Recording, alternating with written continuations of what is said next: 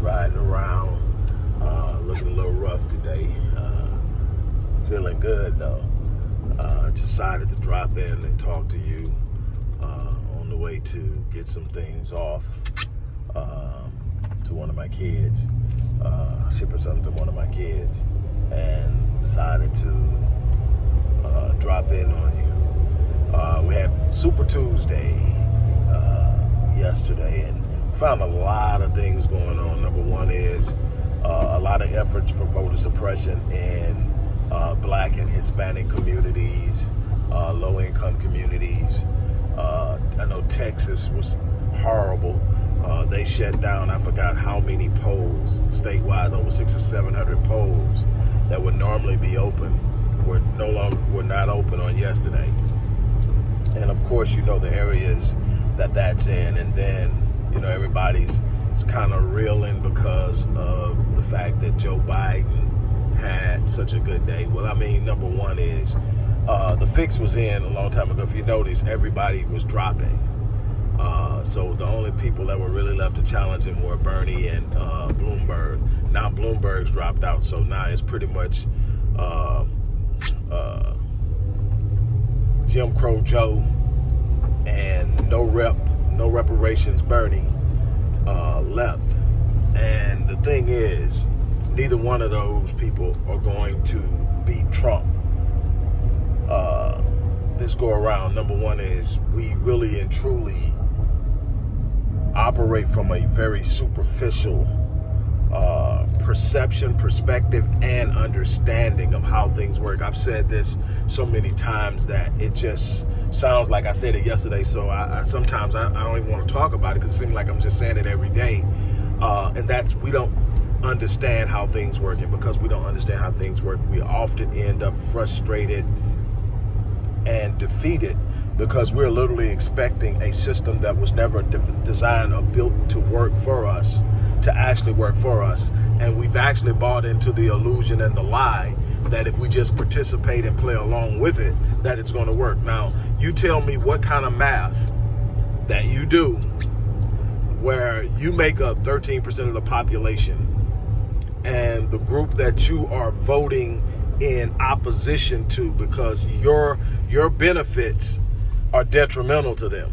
So you tell me what group that you vote against that makes up almost 50% of the population.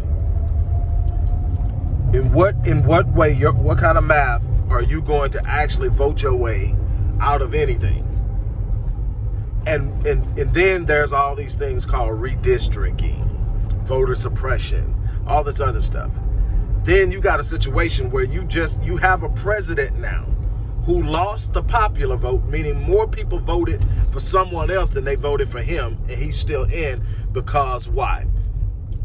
The Electoral College, something that was created a long time ago to make sure that the people really wouldn't be able to choose who they really wanted. So if they couldn't convince you through all of the deception that they normally use to vote for the person they really want in, then they just find the way through the Electoral College to make that happen.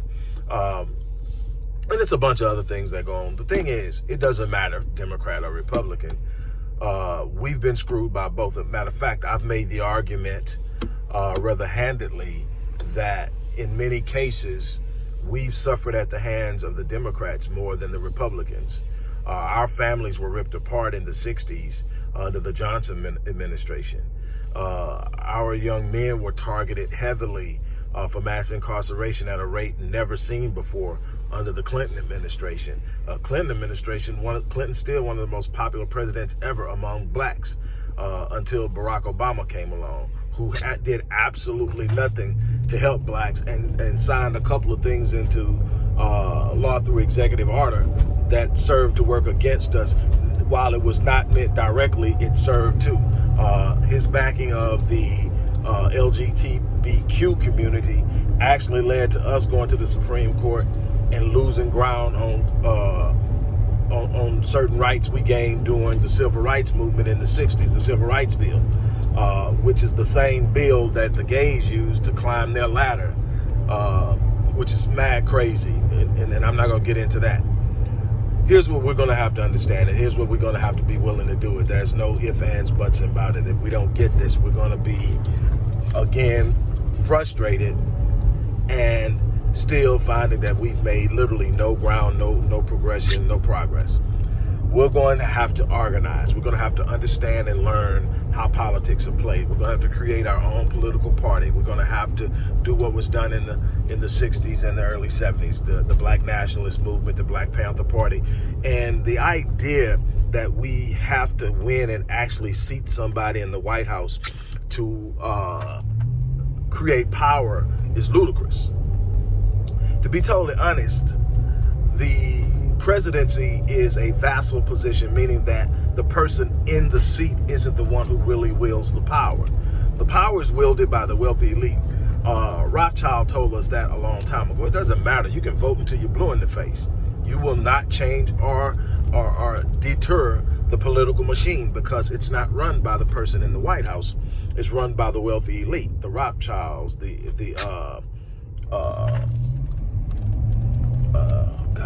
all these names not popping in my head right now, but Rockefellers and so many more that are just, families are immensely wealthy. These people are funding wars. Some of them funding both sides of the same war. And so all of this stuff is about wealth and power, and making sure that the scales of balance are never tipped in the favor of those that they're benefiting off of by way of oppression and robbery and so many other things. So what do? You have to create a party that mobilizes you.